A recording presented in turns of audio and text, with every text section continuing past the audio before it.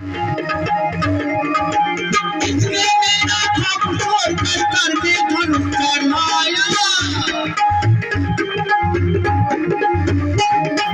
बार बार का दुश्मनियों का हद का ढेर लगाया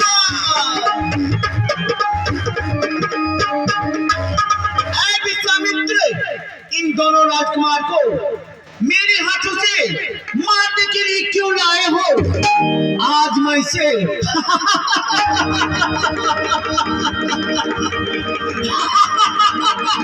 आज मैं इसे कच्ची चबा डालूंगी अरे कहाँ से लाया तू बालक बाजार ने कहाँ से लाया तू थोड़ा दे घर बनवाना भाई वो देख थोड़ा दे घर बनवाना भाई वो देख